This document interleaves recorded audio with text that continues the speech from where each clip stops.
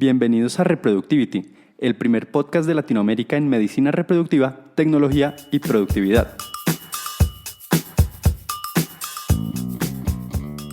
No olviden seguirme tanto en Twitter como en Instagram como Pedro Montoya MD. Y no olviden también todas nuestras redes sociales, tanto de Conceptum como de Mi Embarazo.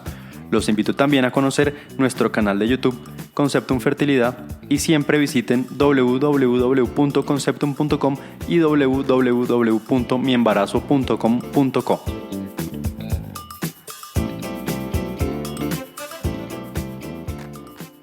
Hola a todos, bienvenidos a nuestro capítulo número 27 de Reproductivity. En este episodio quiero hablarles de un tema sumamente importante y es todo lo que está pasando relacionado a la vacuna del COVID-19. Quiero hacerles una actualización de en qué vamos, qué hay, cuáles van a llegar y un poco cómo funcionan todas. Puede que el lenguaje sea un poquito técnico, pero por supuesto, si tienen alguna pregunta y no son médicos o del personal de salud y no entienden, por favor no duden en consultarme. De todas maneras voy a tratar de hacer el tema lo más fácil posible para que todos entiendan. Lo primero que tenemos que saber es que, como ya lo hemos oído mucho, el proceso de fabricación de una vacuna normalmente es un proceso que ha tardado muchísimo.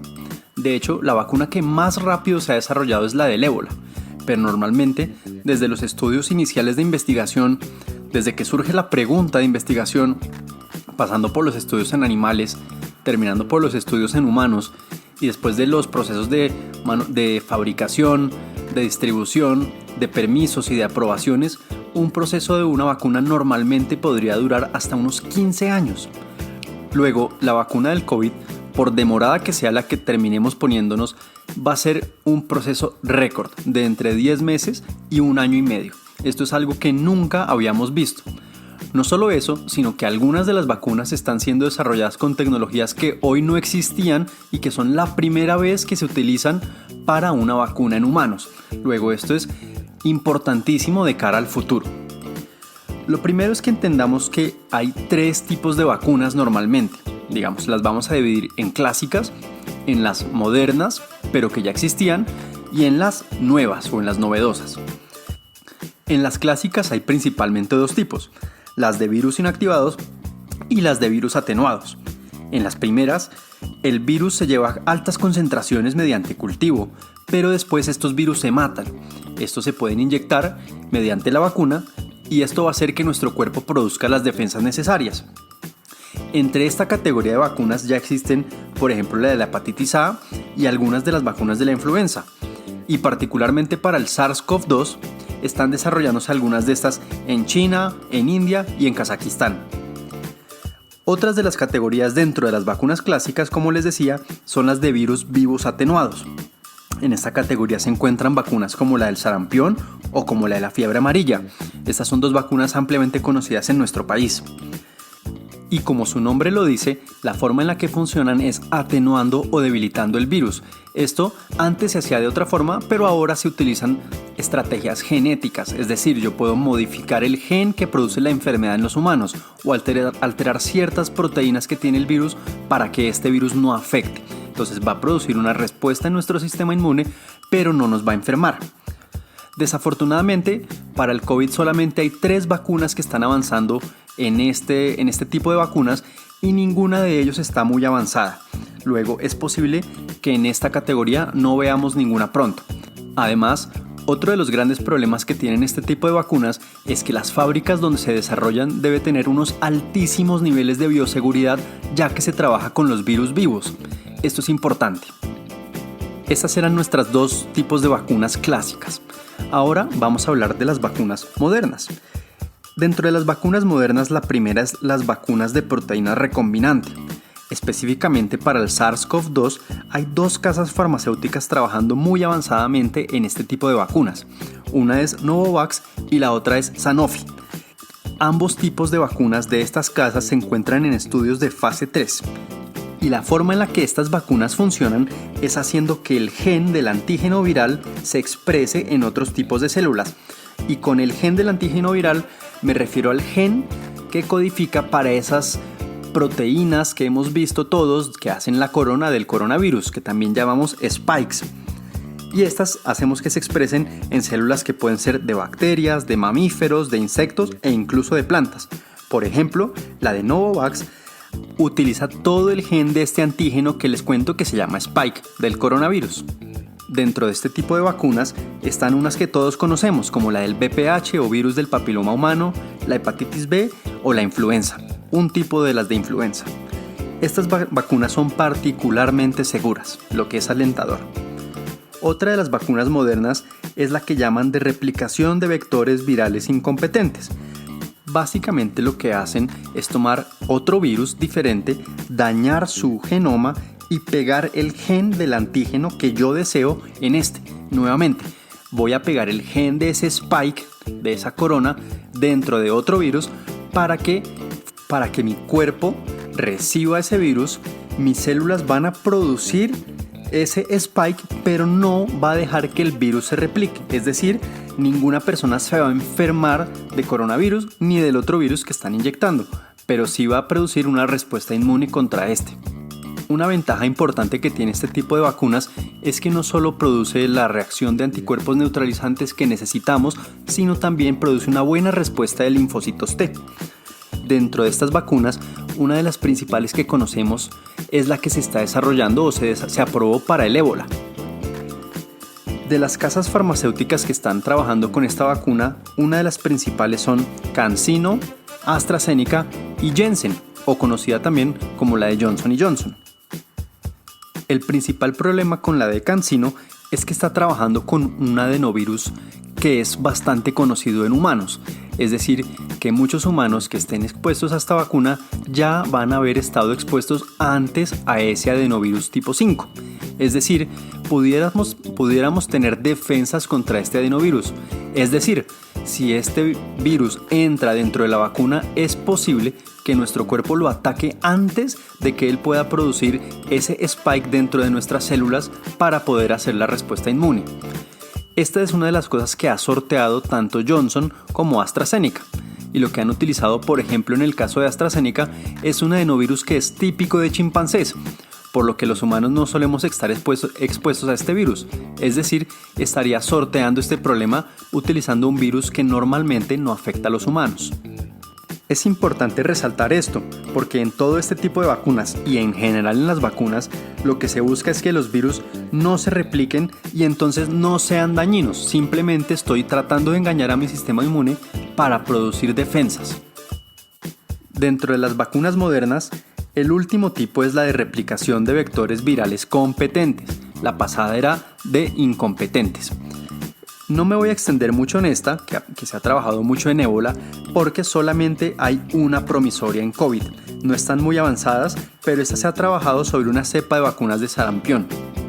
Este tipo de vacunas pudiera ser interesante en SARS-CoV-2, puesto que para su producción podría utilizarse la infraestructura que ya existe para la vacuna de la influenza. Sin embargo, como les comento, solamente hay una que sea promisoria en este grupo. Las demás están muy atrasadas. Y ahora vamos a pasar a las vacunas que serían nuevas. Dentro de estas vacunas tenemos dos grupos, la de ADN y las de ARN. Las de ADN son nuevas en el sentido que son las primeras vacunas que serían producidas en este tipo, sin embargo no son tan novedosas en el sentido que su forma de producirlas ya se conoce hace algún tiempo. Las de ARN en cambio sí son completamente novedosas. Pero vamos primero con las de ADN. Estas vacunas funcionan insertando el gen del antígeno deseado, nuevamente, en este caso nuestro antígeno deseado es el spike o esas proteínas de la corona del coronavirus, en una estructura que se llama plásmido. El plásmido es una molécula de ADN que está fuera de los cromosomas, típicamente de las bacterias. Esto me permite que se reproduzcan muy rápido y hacer muchas cantidades de este plásmido. Normalmente esto se trabaja en una bacteria que se llama E. coli. Una vez tenemos mucha cantidad de este plásmido, la inyectamos al vacunado y lo que hace es que esto va a entrar a la célula y al núcleo de nuestras células en el cuerpo. Esto lo que va a hacer en nuestro cuerpo es que va a producir ARN mensajero y esto va a terminar por producir y expresar ciertas proteínas que van a ser reconocidas por nuestro sistema inmune y entonces la vacuna va a funcionar. En COVID actualmente no hay ninguna empresa farmacéutica que esté avanzada con este tipo de vacunas.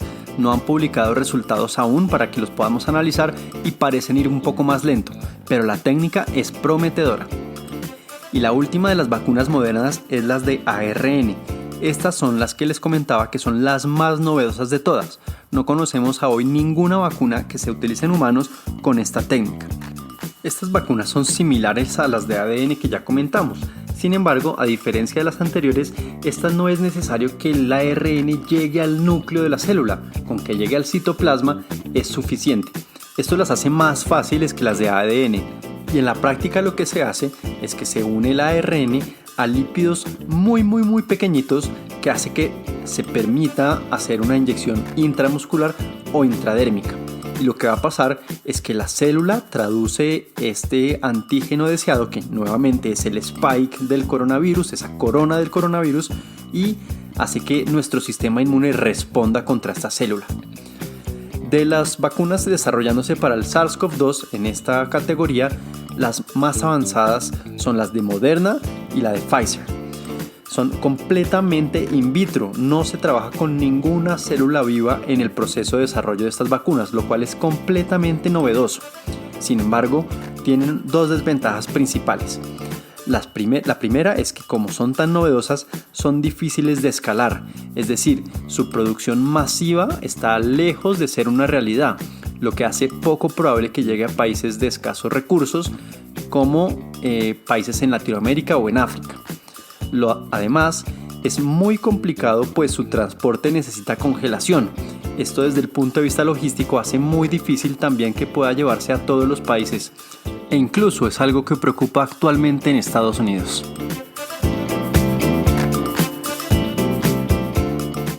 A manera de breve resumen, tenemos tres grandes grupos de vacunas: las clásicas, las modernas y las novedosas.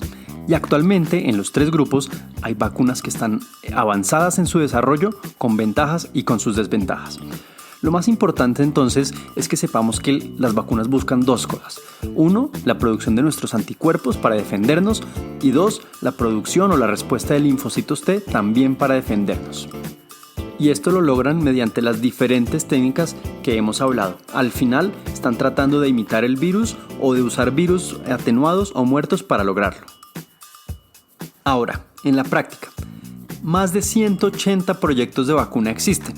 De estos muchos han pasado los estudios principales y al momento hay cerca de 10 en los estudios de fase 3, estudiándose ya en humanos, cerca de poder publicar resultados para una producción y potencialmente vacunar a todo el mundo.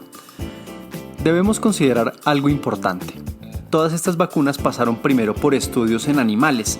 Allí se busca si hay algunos efectos adversos, cuál pudiera ser la dosis, si hay que hacer una o dos inyecciones de la vacuna. Todo esto se empieza a estudiar en animales. Casi todas las vacunas tienen ya publicaciones en animales. Como cosa importante, estos estudios han servido para entender varias cosas. Por ejemplo, no todas las vacunas hacen que el cuerpo reaccione igual en pulmón y en tracto respiratorio superior. Con esto me refiero a lo siguiente. Hay algunas de las vacunas que están actualmente muy avanzadas en que hacen que a la persona vacunada no le dé la enfermedad pulmonar grave. Sin embargo, sí le pudiera dar la infección y pudiera transmitir esta infección a otras personas. Esto es muy importante porque bastantes vacunas tienen este inconveniente. Eso hace que incluso cuando nos vacunemos tengamos que estar protegiendo a los demás. Seguramente vamos a seguir con medidas de tapabocas, de distancia social, de lavado de manos por un buen tiempo más.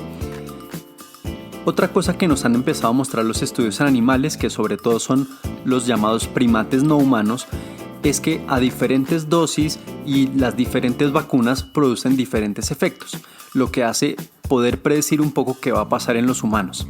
La mayoría de las vacunas, excepto por ejemplo la de Johnson & Johnson, es probable que requieran más de una administración. Esto hay que pensarlo porque si somos 7.000 millones de personas en el mundo y vamos a requerir 2 dosis, al menos hay que producir 16.000 millones de dosis de vacunas. Y esto por supuesto va a requerir esfuerzos enormes por parte de todos los gobiernos del mundo, de la empresa privada, de la industria farmacéutica y de fundaciones como Gavi. La única vacuna a la que me voy a referir en términos de los estudios de animales es la de Janssen o la de Johnson & Johnson, esto es lo mismo. Y esto lo hago porque ellos no han publicado resultados aún en humanos. Como les conté, esta vacuna de Johnson & Johnson hace parte de la categoría de las de replicación de vectores virales incompetentes, que hacía parte del grupo de las vacunas modernas. Y ellos utilizaron el adenovirus 26 para la producción de su vacuna. Y lo que han podido mostrar en animales es que con una sola administración parece que hay protección tanto en el pulmón como en el tracto respiratorio superior. Esto es importante, aunque es probable que en humanos se requieran por pura prevención 2 dosis. Esto lo tendremos que ver más adelante con los siguientes estudios. Esta vacuna actualmente se encuentra en estudios de fase 3, es decir, deberíamos ver pronto algunas publicaciones al respecto. Ahora sí vamos a hablar de las vacunas que hay avanzadas en humanos y vamos a ir una por una. La primera es la llamada Coronavac o de la casa Sinovac. Esta ha mostrado buena respuesta de los anticuerpos, es decir, el cuerpo reacciona bien, pero es débil. Esto se mide por anticuerpos y esta vacuna se ha visto que produce títulos de 1.30 a 1.60. Esto, digamos, suena bajo en la literatura científica, pero cuando se compara con la vacuna, por ejemplo, de influenza, que con títulos de 1 en 40 es suficiente, se piensa que puede ser suficiente con esta vacuna. Ha mostrado ser segura con pocos efectos secundarios y está en estudios de fase 3. La siguiente es la de Sinopharm. Esta produce un poco más de anticuerpos, lo que la hace mejor. Produce anticuerpos en títulos de 1 a 120 más o menos, a 1 a 316 y por lo demás es muy similar a la vacuna anterior de Sinovac. La tercera que les quiero mencionar es la llamada CanSino. Esta es una vacuna que, a pesar, no por el nombre, pero la hemos oído bastante porque es la que está aplicando el gobierno chino en todos sus militares. Esta produce anticuerpos pero más bajos en títulos de 1.18 a 1 en 19 y tiene el gran problema que les mencionaba al principio y es que pudiera tener inmunidad preexistente por utilizar el adenovirus 5, que es un adenovirus que normalmente sí existe en humanos. También se ha demostrado que en personas mayores de 65 años pudiera tener menos uso, ya que es más probable que a los 65 años uno haya estado en contacto con este adenovirus tipo 5. Sin embargo, tiene buena respuesta de los linfocitos T. La siguiente es la vacuna de AstraZeneca. Esta ha mostrado una respuesta de anticuerpos buena, con títulos entre 1.50 y 1 a 100, y cuando se hizo la utilización de una segunda administración de dosis, estos títulos se elevaron más allá de 1 en 100. Ha tenido buena respuesta de linfocitos T y tiene unos efectos similares al anterior: fatiga, dolor de cabeza y fiebre. La quinta vacuna de la que les voy a hablar es la de Moderna. Esta se utiliza en 2 dosis separadas por 4 semanas, es decir, un mes, y ha producido una mucho mejor respuesta de anticuerpos, con títulos que van de 1 en 339 a 1 en 654 después de la segunda administración, también con una muy buena respuesta de linfocitos T, primordialmente por los linfocitos CD4. Sin embargo, ha producido fiebre en el 40% de los pacientes, pero esta fiebre no ha sido grave. Esto es simplemente para tener en cuenta, sobre todo para la administración en niños, donde no suele gustar efectos adversos como la fiebre prolongada. En el sexto lugar les hablaré de la vacuna de Pfizer. Esta también es una de las vacunas más prometedoras. Ha producido una respuesta de anticuerpos bastante prometedora con títulos entre 1 en 70 y 1 en 360. Aunque cabe aclarar que más allá de los 60, estos títulos disminuyeron, sin embargo, en niveles que los autores creen que pueden ser suficientemente buenos. Sus efectos secundarios han sido similares a los que ya mencionamos, con fiebre, fatiga, y actualmente está también en estudios de fase 3. En el séptimo lugar, la de Novavax. Esta también requiere 2 dosis separadas por 3 semanas. Es quizá la que más o mejor respuesta de anticuerpos ha producido, con títulos que van entre 1 en 3000 y 1 en 4000, luego de la segunda administración, e incluso después de una única dosis, con títulos de 1 en 328. También tiene una respuesta buena por linfocitos T, principalmente por los linfocitos CD4, con muy buena tolerabilidad y bajo perfil de efectos secundarios, y también está en estudios de fase 3. Esta es una vacuna muy prometedora. Y en el octavo lugar les quería mencionar la de Gamaleya o la vacuna de Rusia, que también hemos oído bastante en los medios. y esta vacuna la tendremos que mirar con pinzas.